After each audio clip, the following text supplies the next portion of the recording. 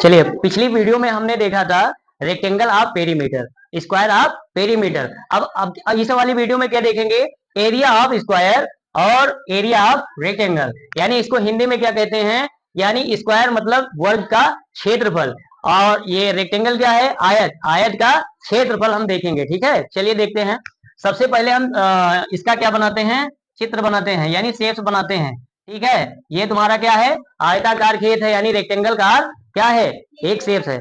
अब यहाँ पर फील्ड है। ठीक है, यहाँ पर जरा ध्यान से देखिए, इसमें कितनी साइड है, तो 1 2 3 एंड 4 साइड है। ठीक है, 4 साइड है, और ये 4 कॉर्नर है। ये क्या है, 4 कॉर्नर है। इसमें कितना जो है, कितने कोण है, तो बोलोगे 4 कोण है। क्या है, 4 कोण है। ठीक है, समझ में आया कि नहीं है। साइड कितनी है, तो 4 है। कितनी है, 4 साइड है। और कैसी आकृति है, तो क्लोज, कैसी है, क्लोज शेप है। ठीक है, तो ये क्या है, रेक्टेंगल, यानी इसकी 2 साइड क्या हो, अपोजिट साइड क्या हो, इक्वल हो। क्या हो, इक्वल हो। और 2 अपोजिट साइड क्या हो, इक्वल हो, यानी आमने सामने की भुजा क्या हो, बराबर हो, उसे हम आयत कहते हैं। ठीक है, समझ में आया कि नहीं है।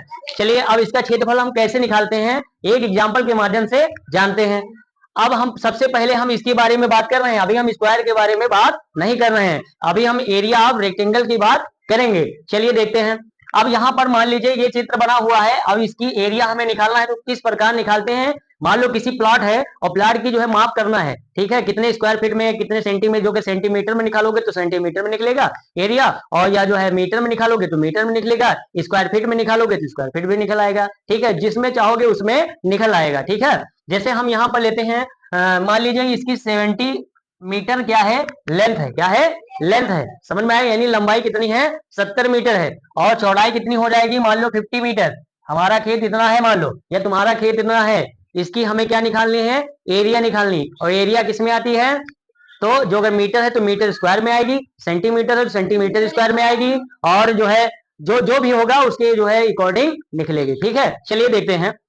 अब यहाँ पर इसका फार्मूला क्या होता है, तो फार्मूला ये होता है, एरिया रेक्टेंगल मतलब एरिया ऑफ रेक्टेंगल बराबर फार्मूला होता है तुम्हारा, क्या होता है भैया, तो एल इंटू बी होता है। एल क्या है, लंबाई, बी मतलब चौड़ाई, यानी एल मतलब लेंथ, बी मतलब ब्रेथ। समझ में आया कि नहीं है। अब ये है तुम्हारा एरिया का फार्मूला। चलिए हम देखते हैं, डिजिट हमने ले लिया है 70 मीटर एंड 50 मीटर।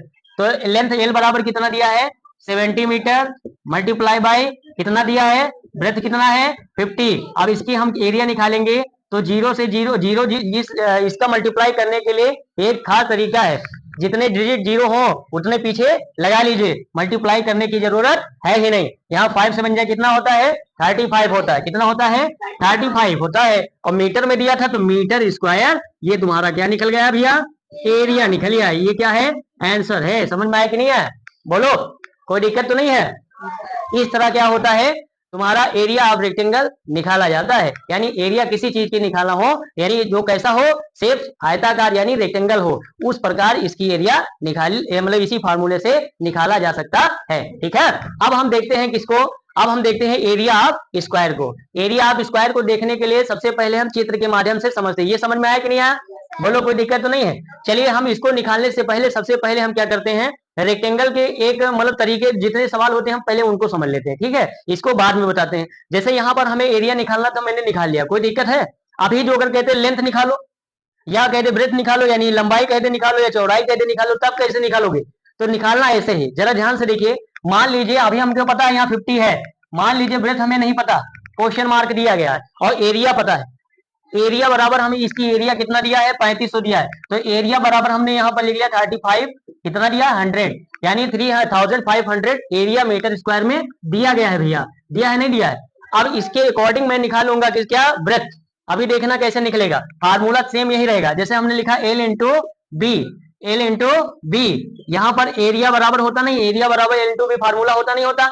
इसकी हमें क्या निकालना है, ब्रेथ निकालना। अभी मैंने गायब किया, क्वेश्चन मार्क लगाया ना, हमें पता है 50 है, लेकिन हम निकालते कैसे, इसको सीख लेते हैं।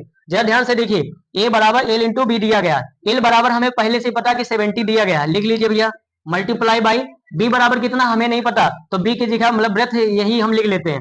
अब ये इक्वल है, इक्वल लगाएंगे, एरिया हमें दिया है, कितना दिया है, कितना दिया है, 3500 मीटर स्क्वायर दिया, मीटर स्क्वायर बाद में लिख लेंगे। समझ में आया कि नहीं है। अब यहाँ पर जरा ध्यान से देखिए, जब कोई डिजिट मल्टीप्लाई में होती है, ठीक है, तो जब इक्वल के इस इस पार्ट आती है तो क्या हो जाता है, डिवाइड हो जाता है। क्या हो जाता है, डिवाइड। तो यहां से हम इधर लाएंगे तो कितना हो जाएगा 35 और नीचे कितना हो जाएगा 70 और इक्वल बी। जब एक जीरो जीरो कट जाएगा, 7 से 5 बार काटेंगे तो क्या हो जाएगा, 7 5 जा 35 होता है, कट गया, जीरो एक बचा, जीरो। देखो 50 आया नहीं आया, बराबर तुम्हारा 50 आ गया नहीं आ गया, बी बराबर 50 मीटर आया नहीं आया, बोलो कोई दिक्कत तो नहीं है। अब ये मीटर में था, ये मीटर था, इसलिए मीटर मीटर स्क्वायर हो जाए। मल्टीप्लाई की जैसे एम इंटू एम करोगे तो भैया इसका मल्टीप्लाई क्या होता है, एम स्क्वायर होगा नहीं होगा, इसलिए यहाँ पर क्या आता है, हमेशा स्क्वायर में एरिया आती है। बोलो यस नो। यहाँ पर अब हमने यहाँ पर एम स्क्वायर तो लिखा नहीं था, लिखा था नहीं लिखा, तो हमने समझाने के लिए एम कहां से आ गया, तो इसका कारण मैंने यहाँ समझा दिया। ठीक है, M into M, M square होता है इसलिए ऐसे आता है। ठीक है, अब यहाँ पर जरा ध्यान से देखिए, जैसे अभी ब्रेथ मैंने निकाला, अभी लेंथ हमें निकालना हो तो कैसे निकालते हैं, चलो इधर देख लेते हैं। मान लीजिए यहाँ पर 50 अभी आया ना, बी बराबर 50 आया, मान लीजिए ये हमें नहीं पता, इसको हमने क्वेश्चन मार्क लगा दिया। ठीक, हमें इसको निकालना, फार्मूला सेम वही लगेगा। चलिए इसको देखते हैं, तो एरिया बराबर कितना हो जाएगा, एल इंटू क्या हो जाएगा, बी हो जाएगा।